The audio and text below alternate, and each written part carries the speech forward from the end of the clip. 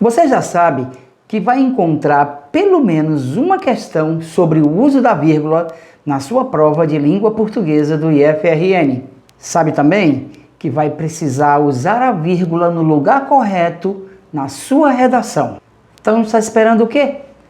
Vamos trabalhar? Nesse vídeo falaremos sobre as situações em que a vírgula é usada. Fique aqui e verá. Vamos juntos?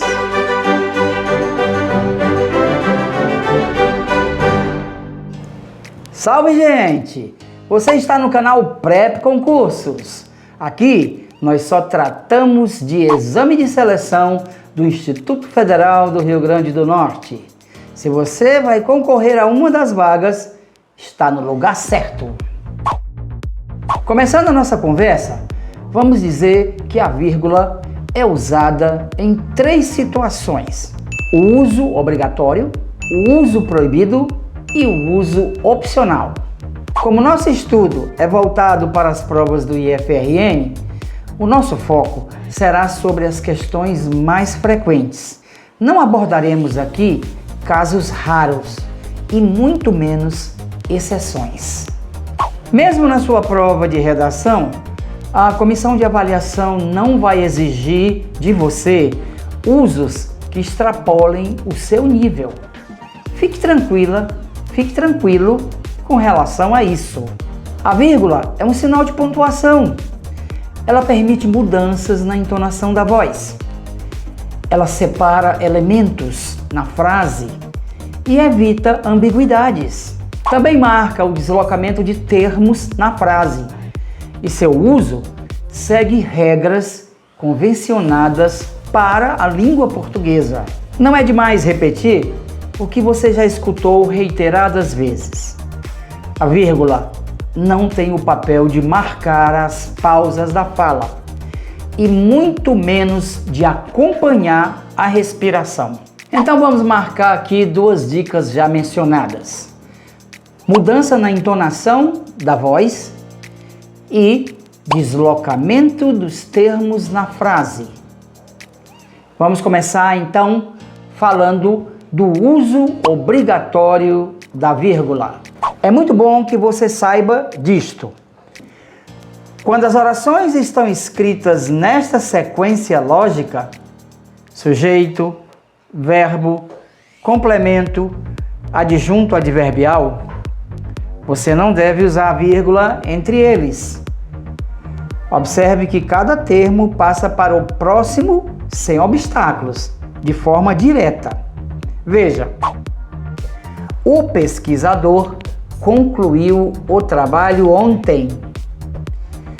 Quando tiver que produzir períodos dentro desse modelo, nada de vírgula. Você percebe aí a sequência que destaquei anteriormente: sujeito, verbo, complemento e adjunto adverbial. Por outro lado, quando houver um deslocamento e a sequência for alterada, a vírgula será colocada. Veja exemplos de antecipação e intercalação. Adjunto adverbial antecipado. Ontem, o pesquisador concluiu o trabalho. Veja o adjunto adverbial ontem, seguido por uma vírgula. Essa vírgula destaca que o adjunto adverbial foi deslocado do local natural dele, que é lá no final, e foi trazido para o início da frase. Aí nós usamos uma vírgula. Temos o adjunto adverbial intercalado. O pesquisador concluiu ontem o trabalho. Aqui, o adjunto adverbial vai ser intercalado no meio. Ele vai ficar aqui colocado entre o verbo e o complemento. Portanto, ele vai ficar entre 2 vírgulas. Então, aqui repetindo, quando ele é antecipado, fica no início, haverá uma vírgula. Quando ele está intercalado ali no meio, você vai intercalar por 2 vírgulas. Quando uma sequência é quebrada com um termo antecipado ou intercalado, a vírgula sempre será usada. Se o termo aparece fora do lugar, isso precisa ser assinalado com uma ou duas vírgulas, dependendo da posição do termo deslocado. Veja que o mesmo acontece nas datas. Observe, Natal, 31 de março de 2023. Aqui você tem Natal, que é um adjunto adverbial de lugar, e temos um adjunto adverbial de tempo, 31 de março de 2023. O natural seria o tempo vir primeiro e o lugar depois. Então, o termo Natal, adjunto adverbial de lugar, foi puxado para o início e, portanto, fica com uma vírgula antecipado como está. Os advérbios de tempo e lugar têm posições invertidas nesse caso, né? Quando você percebe esse detalhe, grande parte das suas dificuldades com a vírgula é superada. Então esse é o primeiro detalhe que a gente vai enfatizar para você.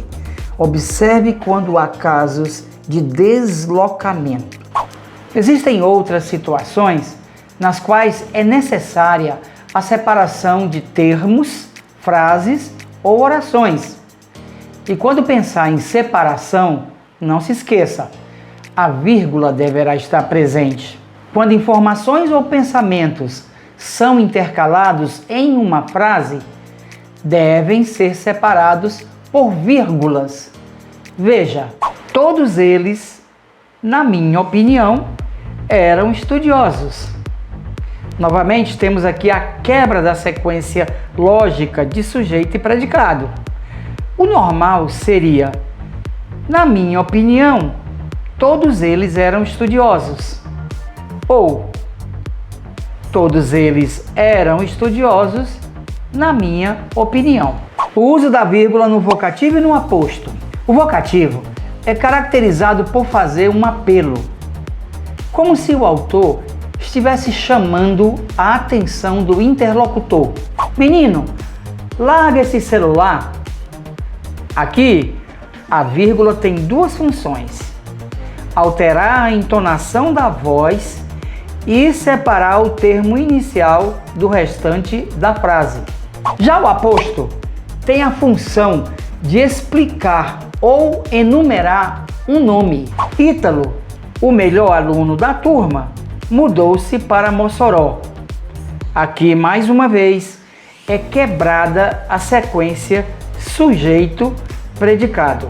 O uso da vírgula antes de conectivos. Quando um conectivo é usado, uma ou duas vírgulas devem ser empregadas a depender da posição do conectivo. Veja, dedicou-se nos estudos, por isso passou nos exames. Ela trabalha o dia todo. Isso não quer dizer, entretanto, que não possa estudar. Veja, quando houver um conectivo na frase, é muito provável que a vírgula esteja presente. Você só precisará saber onde exatamente vai colocá-la. Compare estas situações. No primeiro caso, nós comemos e bebemos à vontade. Perceba o mesmo sujeito nas duas orações. Nós comemos na primeira, nós bebemos na segunda. Só que na segunda oração o sujeito é desinencial, é oculto, está escondido. Temos aqui duas orações em um período composto, não há vírgula. Motivo: o mesmo sujeito é usado nas duas orações. Agora perceba este caso. Uma mão lava a outra e a corrupção suja as duas. Temos agora dois verbos, lavar e sujar. Temos duas orações, portanto um período composto, com sujeitos distintos. Na primeira oração, uma mão. Na segunda, a corrupção. Como temos duas orações, dois sujeitos distintos, as orações são separadas por vírgula. A vírgula aqui, portanto, é obrigatória. Uma mão lava a outra, vírgula, e a corrupção suja as duas. Então podemos afirmar que a vírgula antes da conjunção e ocorre obrigatoriamente nas seguintes situações. A conjunção e deve ligar orações com sujeitos diferentes. A falta da vírgula pode gerar ambiguidade, ou seja, uma leitura com duplo sentido. Chegou a hora de falarmos sobre os casos em que a vírgula é proibida. Não use vírgula entre sujeito e verbo. Marcela, vírgula, foi eleita a representante da turma. Aqui nós temos uma situação errada, porque a vírgula não pode estar separando o sujeito do verbo. João foi eleito o representante da turma. Aqui sim, você não vai encontrar vírgulas entre sujeito e verbo. Não use vírgula entre verbo e seu complemento. Aqui no caso, o objeto direto. Daniel construiu, vírgula, várias casas. Errado.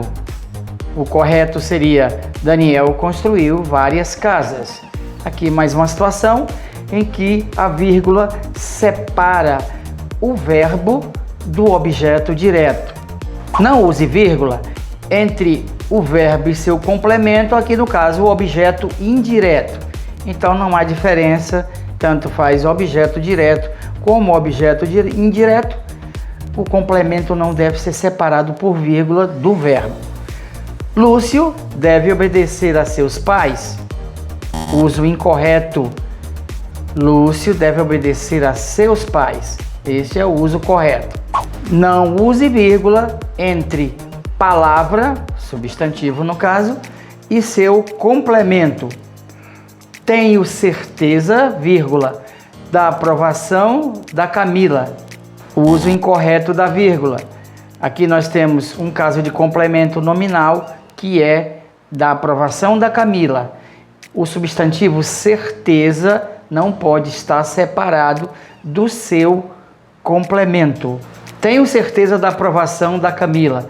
Aqui é o uso correto, não há vírgula separando a palavra do complemento nominal.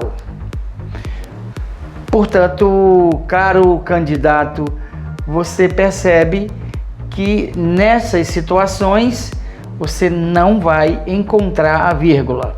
Se você está diante de uma questão da prova e encontrar vírgula numa situação normal, separando o sujeito do verbo, verbo do seu complemento, objeto direto ou indireto, e a palavra do seu complemento nominal, você já sabe que ali há um erro. Também, quando for escrever sua redação, não deve colocar vírgula nessas situações. O uso opcional da vírgula, ou também conhecido como facultativo, não preocupa, uma vez que o erro não existe. Compare. Os meus filhos, eu educo. Os meus filhos, vírgula, eu educo. Aqui, a sentença numa forma normal, numa lógica normal, seria eu educo os meus filhos. Houve uma inversão entre o verbo e o seu complemento, mas isso não implica em colocação de vírgula obrigatória. Você pode aqui usar ou não usar. Aqui ambas as estruturas estão corretas. O seu uso também é opcional quando usamos expressões que indicam um ponto de vista individual. Para mim, na minha opinião, a meu ver. Veja, esse caso para mim está resolvido. Esse caso, vírgula, para mim, vírgula, está resolvido. Aqui não há nenhum problema em colocar ou não a vírgula. Ela é facultativa. Quando você usa expressões que indicam um ponto de vista, já sabe, não há necessidade de se preocupar em colocar ou não a vírgula. E para você que também vai fazer a prova de redação, duas dicas rápidas. Os advérbios sim e não são acompanhados da vogal e mais a vírgula. Veja, o treinador não conhecia o grupo todo, vírgula, e sim alguns integrantes. Aqui você observa que nós temos a expressão e sim e antes aparece a vírgula. Agora com a expressão e não, todos estavam com muita fome, vírgula, e não com sede. Então constata-se que nos exemplos acima, as expressões sim e não introduzem uma informação contrária ao que foi dito anteriormente. Por isso, a vírgula aparece antes do advérbio. Não é necessário colocar vírgula depois dele. Dica 2. Não escreva períodos muito longos. Não alongue as ideias. Isso vai fazer com que você sinta a necessidade de acrescentar vírgulas onde não deve.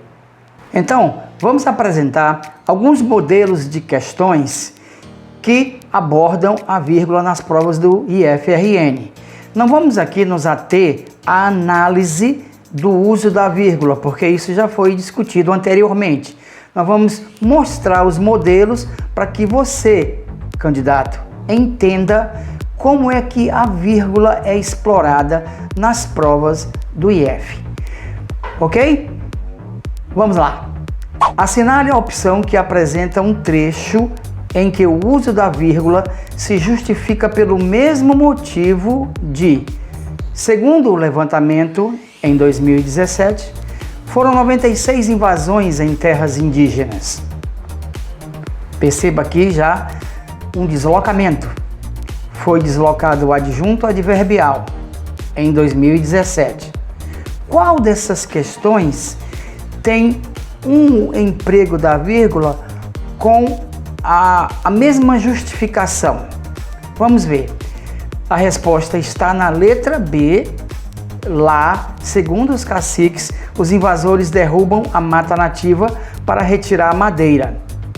Veja que lá também é adjunto adverbial. Ele foi deslocado do seu local original para o início da sentença. Portanto, aí está uma frase parecida, semelhante com a de cima.